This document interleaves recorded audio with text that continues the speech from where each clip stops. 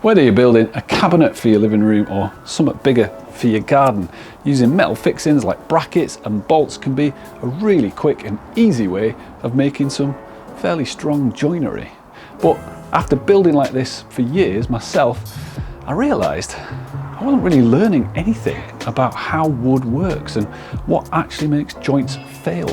And if I'm honest, having looked back at a few of those projects, they didn't exactly look good either.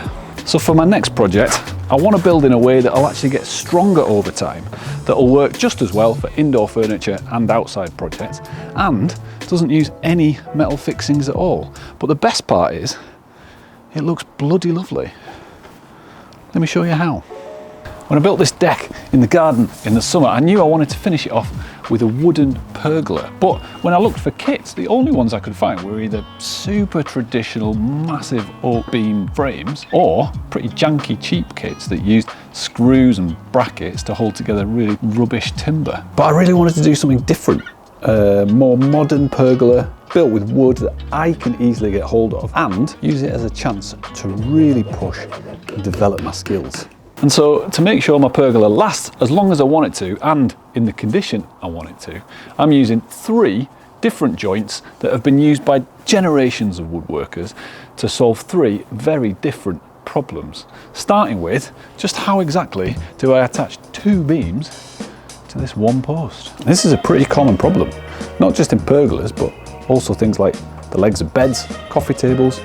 In a lot of cheap kits, you'll see either L brackets to attach the sides of the posts or a couple of screws through the faces of the wood. 10 minutes, each post, job done. But using brackets will only teach me how to drill holes. It'll teach me nothing about how to distribute weight and forces through a joint. You know, I need these posts to hold the weight of 5 beams plus all of the roof structure, and I want the joints to last as long as possible with really no maintenance at all. So here's what I'm doing. This is called a castle joint, which makes a lot of sense when you see the shape of it. And it's actually a combination of 2 different kinds of joints. A half lap, where the beams cross over one another, and then bridle joint, where they actually go through the post itself. And because the whole thing locks together, it just keeps getting stronger and stronger. As the wood expands and contracts, it'll never get loose. And because there's so much surface area under each of the individual beams, it means the load of that whole roof structure is really evenly distributed across all of the 4 posts, which means that none of them are under critical tension, and it should all last a lot longer. These joints look complicated to make, but really they're just careful marking and lots of repeated straight cuts. For the post, I used a marking gauge to mark out a cross pattern on the end, and then I ran those lines around the faces using exactly the same measurements. You can do this with a combination square too.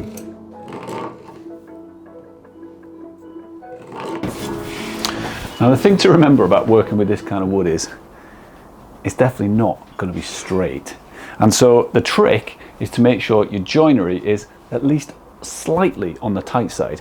It's a lot easier to shave off little bits and make sure your joinery is tight when you put it all together, and you don't want to be left with massive gaps at the end of it all. The simplest way to cut the waste out is to run a circular saw close to the lines on each of the faces.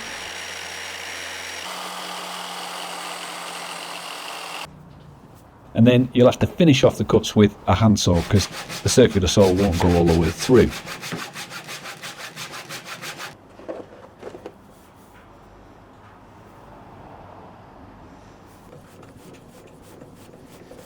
I chopped out the rest with a chisel, but you could use a router, or you could make lots of smaller cuts with your saw to take out most of the waste. I actually don't know why I only just thought of doing either of those after doing all 4. Right, well that's all the castles cut, and as is often the way, the first one took about 3 times longer than all of the last 3 put together.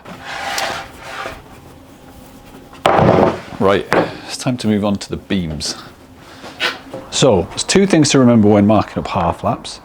The slots need to be the same width as the board going into them, and each slot needs to be the same depth as the amount of wood that's going to go into it. Not the same depth as the other slot.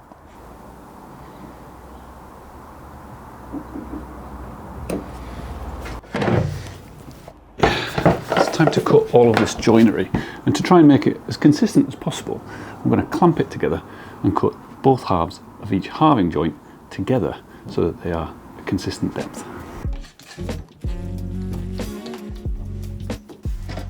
A handsaw or a circular saw would work just fine for cutting these slots. I just used my track saw so that I could reduce the amount of cleanup I'd have to do once I'd chopped the waste out with a chisel.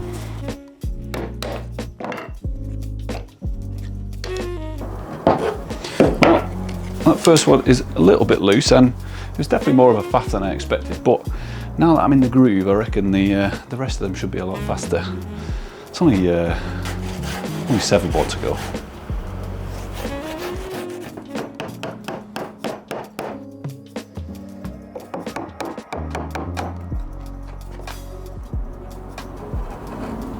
Right, well that's all of the joinery cut for the frame. I always forget working with pine is not as easy as you expect it to be. I always think because it's softwood it's going to be dead easy, but actually it ends up being a little bit like trying to make joinery out of plasticine. So make sure your chisels are really sharp as you're working, that'll help, and working from both sides of your joint, otherwise you'll just get a whole bunch of blowout as your chisel goes through and that softwood just splinters off. Now, I was going to dry fit this on the deck this morning, but given it's currently in the middle of a great British autumnal storm, I think I'll give that a miss. And instead, I'll get started on joinery number 2. I need to fit a centre beam, which is going to support the whole weight of the roof. It's another really common problem in joinery. How do you attach the end of one piece into the face of another? You see this all the time in things like the stretchers on tables and chairs. And this joint has got to withstand 3 different forces, not just the downwards force and the rotational force, but also the force of the whole joint being pulled apart. If I was building this with metal fixings, I could use something like a joist hanger. And these things are literally made to keep the rafters on your roof or the joists in your floor. So definitely strong enough for a pergola in our garden. Thing is though, they're not exactly subtle. And if this was indoor furniture, I'd probably use some kind of tenon and mortise joint. It does a really good job of withstanding all of the different forces that are exerted on that joint. But for outside, the wood is going to expand and contract with the seasons, and eventually I think that tenon is just going to come loose and the whole joint could fall apart. But there is a way to solve that problem using a wedge, or in this case, a tusk. The tusk tenon joint is one of the oldest joints we know about, with some of the earliest examples dating back over 7,000 years, so I reckon it'll be alright for 20 years in our garden. And it's still commonly used in furniture today, especially on things like benches. The tenon actually expands all the way through the face piece, and then the wedge, or the tusk, is driven through a little hole, and that pulls the whole joint tight.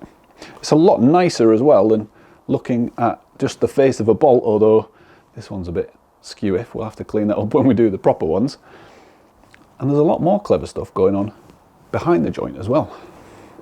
Underneath the main tenon on this side, you can see that there's this extra shoulder here, and it slots into a shelf on the face piece, and it just stops that main tenon from snapping under rotational load. And then this angled piece is so that you can slot it in from a higher angle, which is especially helpful if you're working on your own halfway up a ladder, or if you're using really long work pieces. And as complicated as the joint looks, it's actually fairly simple to cut if you take your time and mark everything out. I obviously wasn't feeling well when I marked these up, because having done one, I then had to redo the whole thing in the right place. The tenon side is easy enough to cut just with a handsaw.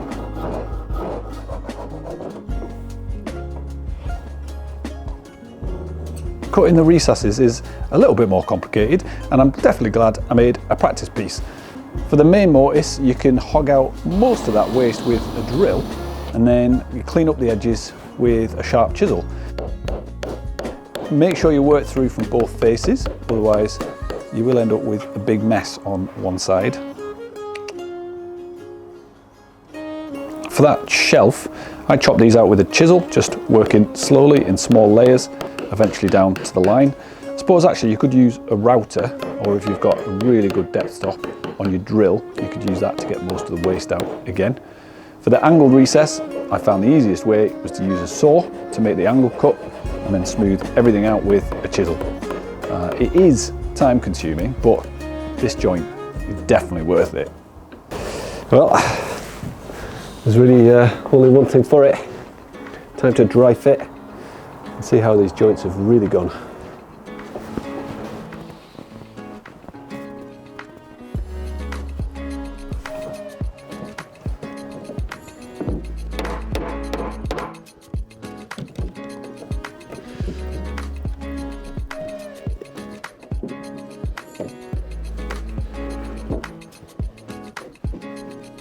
I must be getting better at this stuff, because those have gone together nigh on perfectly, which I didn't expect. I definitely did not expect, especially these Tusk tenons. I thought those were going to take all sorts of fiddling. The front one, I think there's a bit of twist in that board, and so it's not seating quite right, but I'm fairly certain it's close enough that when I put the actual Tusk in, it'll tighten everything up. So I'm going to mark those off so I can bore out the Tusk holes. Mortises, I suppose, that's what you call them. Tusk holes, mortises, it's all the same.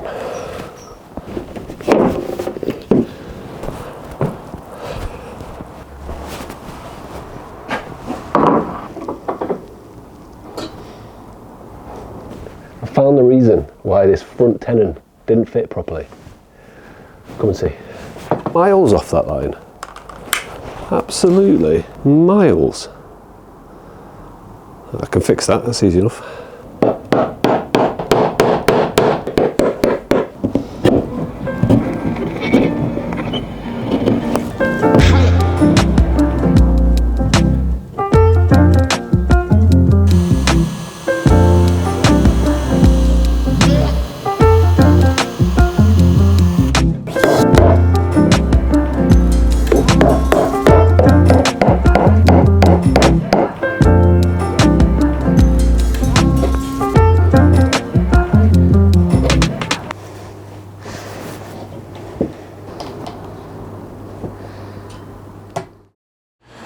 In a project like this, where there's a lot of different joints going on, it's tempting to think that you might need loads of different specialist tools. But for furniture making, I found you actually need far fewer tools than you probably think at first. So I've put together a free guide that shows you exactly which of the tools I think every furniture maker should buy first, and then what to buy next, only based on the different types of projects that you actually want to build. I think if you're getting into this, or if you're getting better at this, it's going to save you a lot of time and probably quite a bit of cash as well. There's a link in the description for you. Now, let's get back to problem number 3. I've got 7 cross beams that I need to get into this that form the roof of the pergola, and each one of them has got to get into the side beams and somehow get over this centre beam as well. A lot of pergola designs that you'll see will solve this by having the cross beams sit on top of the beams themselves, and then you just drive in screws over the top of them. No worries. But for my design, the roof actually sits inside the beams. It's pretty much the same problem that we solved before, where I've got the end grain of one piece going into the face of another piece, except the difference is when I come to assemble this, I won't actually have space to get a tenon in, so I need some way of slotting these in from the top. Of course, I could use a joist hangers, but having 14 joist hangers on here is definitely not the look that I'm going for. A more subtle look would be to use a coach screw in from the outside of the beam, but I'm not sure that putting a big thick coach screw into this thin board's end grain is actually going to be any stronger over time. Plus, it doesn't solve that crossbeam issue. So I'm using two different joints to solve both problems at once. I'm using housing joints to create slots for the beams to cross into the edge beams. And then at the center beam here, I've used half laps so that it can go all the way through.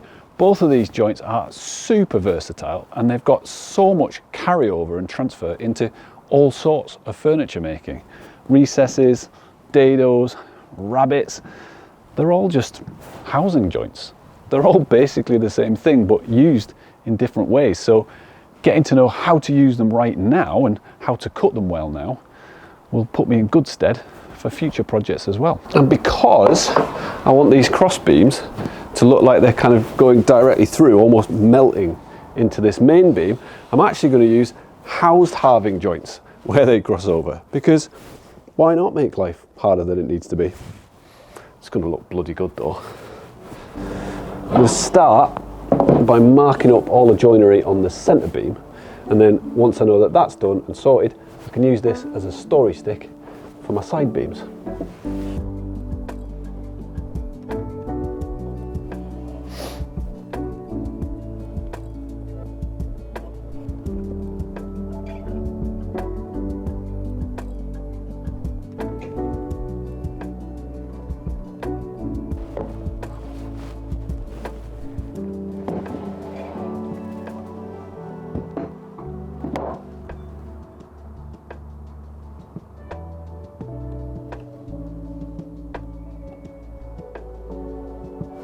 I've been thinking about how I'm going to cut all 21 of these housing joints, and of course I could cut them all by hand using chisels and maybe a saw, but I think to make them more consistent I'm going to make a template out of some plywood and then use my router.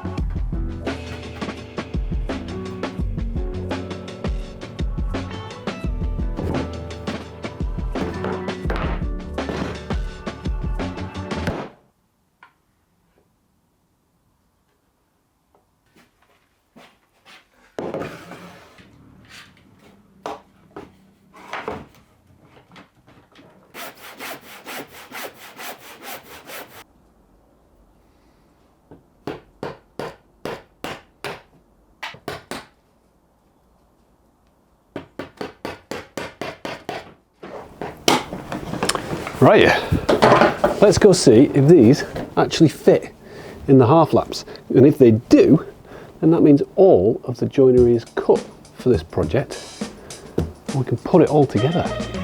Fingers crossed.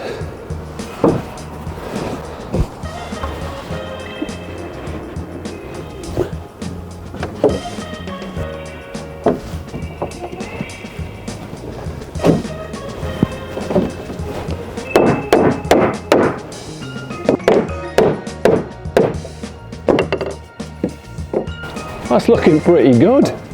I've sort of surprised myself with how good the joinery is, especially those wedges. They look absolutely brilliant, and the cross beams, they fit. They fit. If I told you I measured them 5 times, would you believe me? Yeah, it was maybe more like 7. Right, well now that's all together, I need to knock it all down again and just clean up some of the joinery, add curves to the end of these beams, and then take the sharp edges off everything with a plane. But then I really want to see it fully erected. Yeah, let's do that then.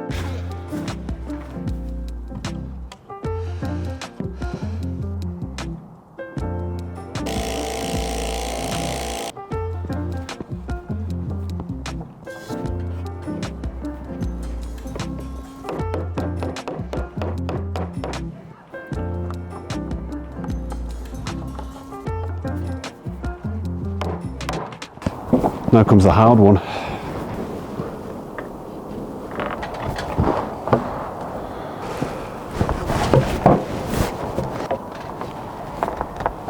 Twisters. Very annoying.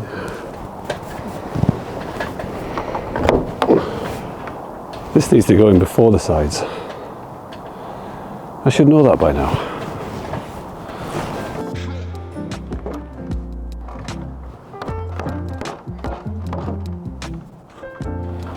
What an absolute shambles.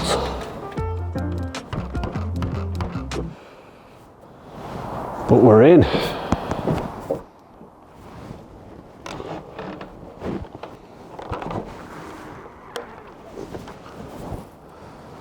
Whew. It took a bit more persuasion than I was expecting, but we've got there. Once I drive those wedges in, we'll be ready for the cross beams.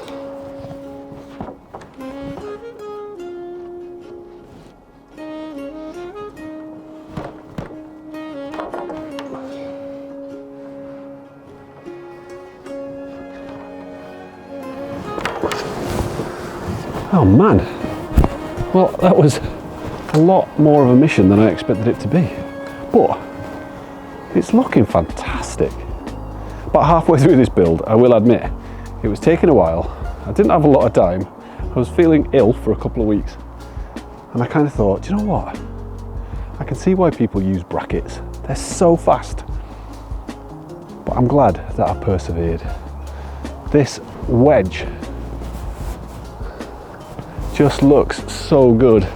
These castle joints have pulled everything into square, and I'm so glad I don't have hurricane ties or joist hangers or big bolts anywhere. There's not a single metal fixing on this whole build apart from to attach the posts into the deck, and I'm so pleased. It looks so good. But how does it actually compare to a project that uses metal fixings? Well, let's look at three different things: the cost, the time, and the style, because why not? In terms of cost, well, all the wood for this cost me about 250 quid. That would be basically the same, even if you're using brackets, and actually that's a lot less than buying a kit, even one of the cheap kits. Well, if we were to add metal, I think the brackets and all of the fixings, the coach screws and everything, you're looking at least another sort of 50 to 80 pounds. So we can add that onto the cost. But the real difference is actually in the building time. The joinery on all of this this pergola probably took about 15 hours to do absolutely everything. And in the assembly time, well, this style is quicker because everything just slots together. There was a little bit of bashing it with your palm of your hand or maybe a mallet. And you compare that with something which is using brackets, where really all you're doing is nice straight cuts, maybe a couple of hours to do all of those cuts before you can then actually assemble everything. If I'm using metal brackets, I've got a seat, I've got to line every one of those up, I've got to drill pilot holes, I've got to stick them all in. You know, that is probably another couple of hours, maybe 3 hours if I'm using metal brackets. It's still a big difference in favour of doing it with the metal brackets if you're after speed. And then in terms of style, I mean, this is obviously the most subjective part, right? I love how this looks, having not a single bit of metal fixture on it at all, but you can just as easily design something with metal fixings where you hide the fixings. You could design basically anything you like, can't you? It takes a little bit extra, might cost a bit more, but it's completely subjective. And that's the beauty of building your own stuff. You can make it look however you want, and you can build it in whatever way you want, depending on whether you value cost or time or style more highly. I'm super happy with how this has turned out. Now, obviously, there's a few bits and bobs left to do. I actually need to knock the whole thing down again so that I can stain the posts and the beams. But I'm going to leave the cross beams natural wood, and they'll silver down nicely over time, which I think will be a really nice contrast between the beams and the cross beams. But I'm not going to make you watch that. I'm not going to make you wait for that. If you're interested in seeing it, then sign up for my newsletter, and I'll make sure that I send you photos when it's all done. But to be honest with you, I'm so excited to get back into the workshop and make some indoor furniture. I've got a project coming up from my mum and dad, building them a table with legs that are inspired by a recent visit back to my hometown. So I think you're going to want to tune in for that. See you again.